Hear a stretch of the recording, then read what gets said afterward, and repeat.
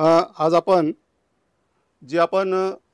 धागा काढण्यासाठी जे कोष उत्पादन करतो रेशमाचं, त्याच्यापासून जास्त पैसे मिळतात का सीड प्रोडक्शनसाठी कोष उत्पादन केल्यापासून जास्त पैसे मिळतात ते आपण पाहणार आहोत. आता माझ्या बाजूचे जे शेतकरी आहेत, अनेक वर्षापासून रेशीम कोष तयार करून ते मार्केटमध्ये विकत होते धाग्यासाठी. परंतु अलीकडच्या काळामध्ये त्यांनी आता हे जे सीड प्रोडक्शनचे कोष निर्माण करण्याचं काम सुरू केलेलं आहे. तर आता ह्या दोन्ही रेशीम कोष उत्पादनामध्ये फायदा कशाचा होतो, पैसे कोणत्या पद्धतीमध्ये जास्त मिळतात ते आपण आज पाहणार आहोत. तुम्ही आता रेशीम कोष उत्पादन पूर्वी पारंपरिक पद्धतीने करत होते, धाग्याचा कोष तयार करायचे होते, आता सीड प्रोडक्शनकडे वळ आले. तर तुम्ही किती दिवसापासून रेशीम शेती करताय? मी जवळपास मला 6 वर्ष चालू आहे रेशीम शेतीला. मी 2018ला तुतीची लागवड केली होती. 6 वर्षापासून मी रेशीम शेती करतो. आणि त्यामध्ये मी आता जवळपास 5 वर्ष आपले साधेच अंडेपूज आणून आपण धाग्यासाठी जे अंडेपूज तयार होते, जे कोष तयार होते ते घेत होतो. पण यावर्षी मी आता मैकोची घेण्यास सुरुवात केली. सीड प्रोडक्शनची मी आता माझी आता दुसरी बॅच या वर्षीची जानेवारीमध्ये मी घेतली होती. आता तुम्हाला अनुभव आलाय कोणत्या रेशीम कोष उत्पादन केलं तर जास्त पैसे मिळतात, ही माहिती घेण्याच्या अगोदर मला सांगा की साधारणतः तुम्हाला जानेवारी टू जानेवारी तुम्हाला या रेशीम कोष उत्पादनाचे किती बॅचेस झाल्या आणि साधारणतः पैसे किती मिळाले? याच्या अगोदर 2 वर्ष लगातार एक 8 बॅच झालेला आहे. आणि त्याच्यामधून मला 12-12.5 पर्यंत, म्हणजे 2 वर्ष, एक वर्ष 12 लाख झाले होते, दुसऱ्या वर्षी 12.5, आणि या वर्षी जवळ 15-16ची अपेक्षा होती. पण थोडा पाऊस कमी असल्यामुळं तरी बी माझं 11.5 ते 12 पर्यंत जाणार आहे मी. पाऊस कमी असल्यामुळे काय झालं? पाऊस म्हणजे या वर्षी म्हणजे नैसर्गिक संकट म्हणजे पाऊसच कमी पडला. आणि पाऊस नसल्यामुळं पाल्याची जेवढी पाहिजे तेवढी वाढ झाली नाही. आणि त्यामुळे माझ्या 2 बॅचेस कमी निघल्या.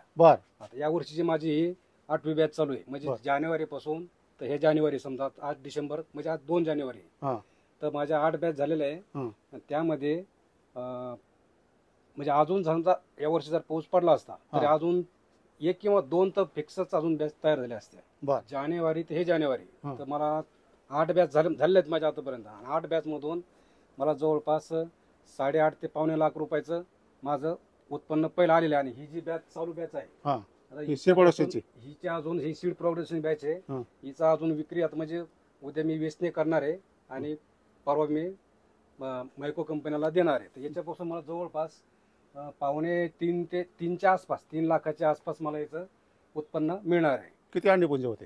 हे मैकोचे 400 अंडेपुंजची बॅच आहे. याच्यापासून मला जवळपास 3 लाखाच्या आसपास उत्पन्न. कंपॅरिझन करायचं म्हणजे तुलना करायची दोन्हीची.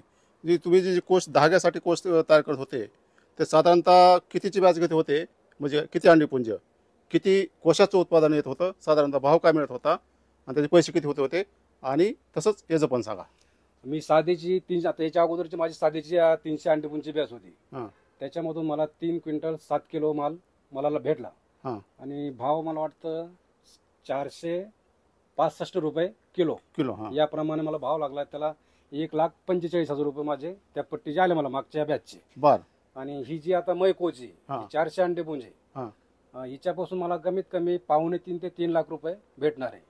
आणि पाला 300 अंडेपुंजला जेवढा पाला लागतो का तेवढाच मैकोला 400 अंडेपुंजसाठी लागतो. म्हणजे याला जवळपास एक त्या साध्यापेक्षा 20% पाला याला कमी लागतो. कारण आता आपण जर साधी घेतली 300चे अंडेपुंज त्या तेवढ्याच पाल्यावर ही 400ची बॅच निघते. मग किती एकरचा साधारणतः? एक जवळपास माझा 1.5 एकरचा पाला गेला. 1.5 एकरचा पाला? 1.5 एकरचा पाल्यामध्ये 400 अंडेपुंजची बॅच निघली. 1.5 ते समजा 1.25-2 एकर. आता तुम्ही जे सांगितले तुमचे किती वार्षिक उत्पन्न झालं याचं, पण तुती लागवड किती? तुती लागवड 3.5 एकरची तुती लागवड आहे. 3.5 एकर मधून तेवढे पैसे झाले असं म्हणावं ना? 3.5 एकर मधून माझ्या वर्षाचे 8-9 बॅच निघतात. म्हणजे आता एक तर पाला ह्याला कमी लागतोय, आणि आता ही इकडला भाग म्हणजे डावीकडला भाग आणि उजवीकडला भाग, आता तुमचे किती रेक आहेत? 3-4 रेक आहेत, 5 रेक आहेत. 5 रेक इकडे, 5 रेक आहेत. तर ही जात एकच आहे का वेगवेगळी? नाही, हे मैकोचे FC1 FC2 2 जातीच्या 2 साईडला म्हणजे 2 जाती असतात. ती FC1 आहे आणि FC2 आहे. FC2 आहे. काय आहे प्रकार?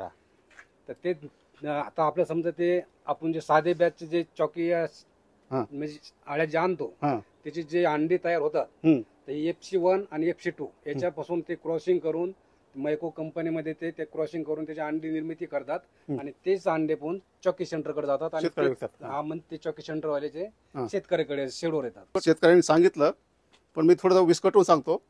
आपण जो कोश निर्मिती करतो याची रेशीम कोशाची, त्यासाठी सुरुवातीला आपल्याला अंडी पुंज आणावं लागतात, म्हणजे अंडी आणावं लागतात आणि त्याचं रिअरिंग करून म्हणजे बाल्यावस्था जी आहे त्याला चॉकी म्हणतो आपण, त्याला त्याची चॉकी करतो आणि त्यानंतर आपल्याला येतात शेडमध्ये आणून त्या बेडवर टाकतो. ही जी अंडी निर्मिती आहे ही साधारणतः कर्नाटकमधून पूर्वी आपल्याकडे बरीचशी अंडी यायची, काही कोल्हापूरच्या गड इंग्लंड आहे तिथून पण यायची. तर आता मैको कंपनीनं इथं जालन्यामध्ये रेशीम आळ्याचं जे अंडी उत्पादनाचं काम सुरू केलेलं आहे आणि या अंडी उत्पादनामध्ये आता ही FC1 जी म्हणतायत, ही FC1 हा जापानीज रेस आहे, म्हणजे जापानीज ब्रीड आहे, हा जापानीज ब्रीड आहे हा.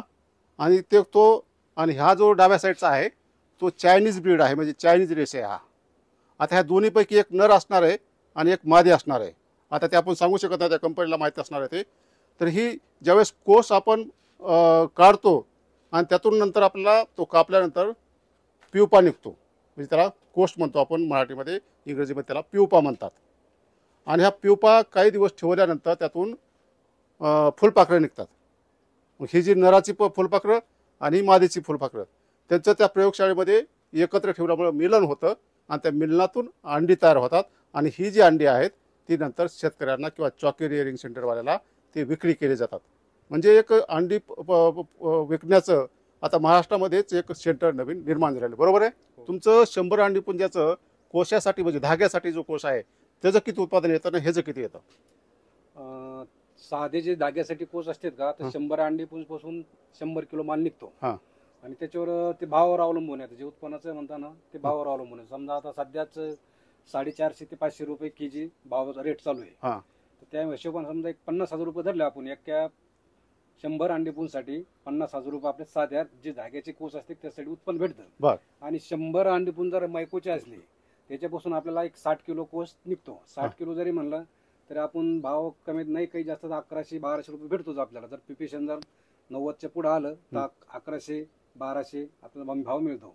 आणि त्या हिशोबाने जर 60 किलोचे जरी म्हणलं तरी आपलं 1.25 लाखाच्या आसपास डबलच फरक आहे. हो, डबल. तर आता आपण धाग्यासाठी जे कोश निर्मिती करतो त्याचे बाजारभाव बदलत असतात. कधी 500 मिळतो, कधी 450 मिळतो, कधी 600 मिळतो. परंतु हे जे बांधून दिलेले भाव आहेत कंपनीने, म्हणजे बांधूनच आहे ना, म्हणजे त्याचे प्युपेशन किती आहे त्याप्रमाणे. त्याचा आता म्हणजे 100% जर समजा पिपेशन आलं तर त्याला 1300 रुपये किलो भाव ते बांधलेले. पण जर समजा आपलं टक्केवारी प्युपेशन आलं तर म्हणजे जिवंत प्युपा मधला 100 पैकी कमीत कमी त्यांना समजा एक 85% वर तरी पाहिजे. ते 85 खाली जर त्यांचं पिपेशन आलं तर ते घेत नाही. म्हणजे मला थोडं हे सांगा, म्हणजे 100 ते कोश कापले त्यातले जर 15 पेक्षा जास्त जर मेले असले म्हणजे 50%च्या खाली तुमची कसं ते घेत नाहीत. ते घेत नाहीत. कमीत कमी 85च्या म्हणजे वरच पाहिजे, जिवंत पीपी पाहिजे त्यामध्ये. तसं होतच नाही. 90च्या पुढे पिपेशन येतं. 90च्या पुढे येते. समजा एखाद्याच्या शेडमध्ये रोगराई असली, काही म्हणजे काही अडचणी आल्या शेतकऱ्याला किंवा औषध फवारणी शेजारी पाजारी, तर त्यातल्या आळ्या त्या मरतात आणि मग त्यामुळे ते थोडं पिपेशन कमी येतं. मग ते कंपनीवाले घेत नाही. आपल्याला मग मार्केटला, जालना मार्केटला नेऊन बाजार कमिटीमध्ये नेऊन विकावं लागतं. दुसऱ्या आपल्या साध्या मार्केटला नेऊन. दुसरी बॅच आहे. पहिल्या बॅचचे किती पैसे झाले तुमचे? किती किलो निघाला होता त्यावेळेस? माझं 350 अंडे पुंज होते. 2 क्विंटल 7 किलो माल निघला होता माझा. त्याच्यापासून मला 2,64,000 रुपये मिळाले होते. मला वाटतं 1150-1200 रुपये किलो काहीतरी भाव लागला होता त्याला. आणि आता हा 400 अंडे पुंजची बॅच आहे मैकोची. त्याच्यापासून 2.5 लाखाच्या किंवा 3 किंवा 3.5 लाख याच्या आसपास माझे पैसे येतील. आपली जी धाग्याचा कोश निर्मिती आहे त्याची शेती आणि ही सीड प्रोडक्शनची शेती यामध्ये काय फरक असेल, काय काळजी घ्यावी लागत असेल? काळजी एवढी जास्त नाही. ते साधी जरी असली तर त्याला त्या आळीला सुद्धा टेम्परेचर मेंटेन करावंच लागतं. आणि मैकोची असली तरी टेम्परेचर मेंटेनच करावं लागतं. पण फरक एवढाच आहे, पिपेशन जर नाही आलं तर आपण मार्केट कमिटीला जर कोश नेला मैकोचा तर तिथं याचा आकार वेगळा असतो. ते आकार वेगळा असल्यामुळे ती साईज बारीक असते. याची साईज बारीक असते. हो, याची साईज बारीक असते. तर ते मग आपल्या ते साध्या मार्केटमध्ये याला भाव कमी लावतो. समजा आपला साधा जर 400-450 चालू असला, 350, 400च्या आता त्याला रेट मिळतो. साईज कमी असल्यामुळे साईज कमी म्हणजे त्याला धाग्याचा पर्सेंटेज पण कमी, धाग्याचं पर्सेंट कमी असतं, कमी राहतं त्यामुळे. तर आता नाही टेम्परेचर मला काय कळालं, टेम्परेचर असेल की यातला स्वच्छता असेल किंवा खाद्य असेल, याच्यामध्ये काय काळजी घ्यावी लागत असेल ना? ह्युमिडिटी असेल म्हणजे आर्द्रता असेल. नाही, ह्युमिडिटी आणि आर्द्रता जे म्हणता तुम्ही ते साध्या आळ्याला पण आणि याला पण दोन्हीला सारखी जागा लागते. पण त्यात कमी जास्त झालं तरी का त्यातला कोश झाला तयार, त्यातल्या पुळपा मेला तरी तिथं चालतो ना, हे तर मेला नाही पाहिजे ना. हो ना, मग तेच ना. त्यामुळेच शेतकरी जास्त करून या रेशीम सीडच्या बॅचकर वळत नाही. बर. कारण त्यांचं असे बरेच जणांचे म्हणजे बॅचेस फेल जाण्याचं प्रमाण असतंय. असे प्रिपरेशन जर नाही आलं तर ते घेत नाही आणि मग आपल्याला साध्या मार्केटला नेऊन विकावं लागतं. त्याच्यामुळे ते कोणी त्याचं ते डेअरिंग करत नाही घ्यायची. जे अनुभवी शेतकरी आहेत त्यांना समजा त्याचा अनुभव आहे. आपण वातावरण असं पोत्यावर, कूलरवर असं याच्यावर मेंटेन करू शकतो, पण ते नवीन शेतकऱ्याला ती माहिती नाही. त्यामुळे ते नवीन शेतकरी फेल जातात आणि ते कंपनीवाले सहसा जुन्या म्हणजे नवीन शेतकऱ्याला ती बॅच देतच नाही. जे अनुभवी शेतकरी आहे का त्यांनाच ती बॅच देते. त्याला ते तंत्र अवगत झालेलं असतं, त्याला सगळं माहिती असतं त्याचं. त्यामुळे ते फेल जाण्याचं प्रमाण नसतं. आता कंपनीचे लोक विजिट देतात? हो, देतात ना. आता तुमचे काड्या आले, हे कसं ओळखता तुम्ही? आज मैको कंपनीचे साहेब आले होते, त्यांनी एक कोश कट करून दाखवले, पिपा तयार झालेला आहे. आता त्यांचं म्हणणं आता तुम्ही उद्या दुपारून काढलं तरी चालतो. पण ही काळा आला म्हणजे कसं ओळखता? नाही, आता हे कलर लाल झालेला आहे, लाल कलर झाला पाहिजे. जर लालच्या आधी कोणता कलर असतो? ते पांढरा असतो. ती आळीच असते तिला. त्याच्यानंतर मग ते हळूहळू वाढत जातात, म्हणजे लाल होत जातो. जोपर्यंत लाल होत नाही तोपर्यंत ते काढू देत नाही. जवळपास त्याला चंद्रिका टाकल्यापासून कमीत कमी 10 दिवस चंद्रिकाला हातच नाही लावून देत, नाही तोपर्यंत ते पिपा तयारच होत नाही त्यांचा. बर. आणि त्यात तुमचा आधीचा जनरल धाग्याचा होता तो 5 दिवसात तयार होतो. 5 दिवसात चंद्रिकेवर टाकले की 5 दिवसात? कारण आपल्याला ते पिपेचं नसतं, आपल्याला ते धाग्याचं असतो. म्हणजे घेणं नसतं आपल्याला साध्या. तुम्ही आळी जी मोल्टिंग, शेवटची मोल्टिंग झाल्यानंतर चंद्रिकेवर टाकल्यानंतर कितव्या दिवशी काढता तो धाग्याचा कापड? धाग्याचा कोश आम्ही जवळपास 5व्या किंवा 6व्या दिवशी काढतो. आणि हा 11व्या दिवशी. कशामुळे? कारण आतमध्ये पिपा तयार होण्यासाठी त्याला 10 दिवस लागते. हो, लागते. आता तुमचं हे जे सध्या कापून पाहिलेले पिपे कोश, याच्यावरून तुम्हाला किती टक्के प्युपेशन असेल असं वाटतंय? नाही, याच्यावरून आता हे FC2चे आणि FC1चे, याच्यामध्ये एक मेलेली आळी निघली होती आणि याच्यामध्ये एक निघलेली होती. तर त्यांचं म्हणणं आहे, आता अजून समजा ते आज कट केलेले तर तुमचं 54-95 पर्यंत प्रिपरेशन येईल असं एक त्यांचा अंदाज आहे. पण आता हा माल आपण कंपनीत घेऊन गेल्याच्या नंतर प्रिपरेशन तिथं काढणार. ते तिथं कोश 1 किलो कोश घेऊन दोन्हीचा पण ते पूर्ण कट करणार आणि त्याच्यातून ते प्रिपरेशन काढणार. म्हणजे कंपनीत नेल्यानंतर ते चेक करतात का प्रयोगशाळेत? हो, तिथं आज ते फक्त आलेले आहेत. तुमचा पिपा तयार झाला की नाही फक्त पायासाठी आलेले. तिथे गेल्यानंतर कसं पाहतात? त्यानंतर मग ते दोन्हीचा अर्धा किलो कोश कापतात. FC1चा अर्धा आणि FC2चा अर्धा किलो दोन्हीचे कट करून ते त्याच्यामध्ये म्हणजे मेलेले किती आणि जिवंत किती त्या हिशोबाने मग ते प्रिपरेशन काढतात. कमीत कमी 100 पैकी 90च्या पुढे तरी प्रिपरेशन आलं तर मग 1100चे भाव लागतो. 95चं आलं तर 1200 रुपये भाव लागतो. 100% तर काही येतच नाही, 1-2% तरी कमी होतच ते. बरं. आणि तुतीच्या पाल्यामध्ये काही ही काळजी घ्यावी लागते का? तुतीचा पाला काय वेगळा लागतो याला? नाही, तुतीचा पाला जे दुसऱ्या आळ्याला लागतो तेच लागतो. खाद्य, खत, पाणी. आणि जी तुमची कोश धाग्याचा कोश करता त्याला एक बॅच काढायला किती दिवस लागतात आणि ह्याला काय लागतात? ह्याला आता याला हिवाळा असल्यामुळं मला जवळपास आता आज 2 तारीख आहे. 2 जानेवारी 2024. 2 नोव्हेंबरला माझ्या शेडूला चौकी आली होती. 2 नोव्हेंबर 2023. 2 डिसेंबरला 2 डिसेंबरला माझ्या शेडूर चौकी आली होती. म्हणजे 2023 जानेवारी तर माझे कंप्लीट 1 महिना लागला. बर. थंडीमुळे. कारण आता हीच जर बॅच समजा उन्हाळ्यात पावसाळ्यात असते ना ते फिडिंग कमी घेतात. थंडीमुळे पाला खात नाही. त्यावेळेस माझी 21 फिडिंग लागल्या. तशा आपल्या 13-14 फिडिंग मध्ये जेवण म्हणजे 7 दिवसात जे यायचे का त्याला 12 दिवस लागले म्हणजे कोशवर येण्यासाठी. बरं. थंडीमुळे. तुमची जी तापमान तुम्हाला कंट्रोल करावं लागतं, आर्द्रता कंट्रोल करावं लागते, हे कसं करता? हे माझ्याकडे ते आहे ना, तापमान पाहिजे ते काय टेम्परेचर मोजता येते, पण कमी करायचं म्हणलं तर कसं करता? आर्द्रता हे ते तुमचं आता हे थर्मामीटर दिसतंय म्हणजे टेम्परेचर मोजायसाठी. आर्द्रता आर्द्रता कमी याच्यात 56% आर्द्रता कमीत कमी आणि ही आसपास पाहिजे. आता तुमचे जेव्हा पाला म्हणजे आळ्या खात असतात त्यावेळेस टेम्परेचर किती पाहिजे आणि आर्द्रता किती पाहिजे? टेम्परेचर 20च्या पुढंच पाहिजे, 30च्या मध्ये पाहिजे. 20 ते 30च्या दरम्यान. 20-30च्या दरम्यान मध्ये टेम्परेचर पाहिजे. हा. आणि आर्द्रता 80च्या आसपास. 80च्या आसपास. हो. आता तुमचं 26 डिग्री सेंटीग्रेड आहे आणि 56% आर्द्रता आहे. हो. तर मग आता हे कोस असल्यामुळे तुम्ही त्याला काय कोस असल्यामुळे सध्या एक हे केलेलं नाही. हा जर असतं तर मग त्याला जर आर्द्रता वाढत असली तर पोत्याला पाणी चालू करावं लागतं. बाहेरून पोते लावले सगळे? बाहेरून शेडला पोते आहे आणि त्याला वर ड्रिपची नळी हा. चौकडून. हा. समजा जर आपल्याला आर्द्रता वाढवायची असेल तर त्याला पोत्याला पाणी चालू करून द्यायचं. हा. ते जर नसलं तर 2 कूलर आहे मोठाले, हा. दोन्ही साईडला 2 कूलर लावून दिले तर ती आर्द्रता आपोआप वाढते. म्हणजे टेम्परेचर डाऊन येतं परत. टेम्परेचर डाऊन होतं थोडं आणि आर्द्रता वाढते. तुमच्या गावात असं आता सीड प्रोडक्शन किती शेतकरी करतायत?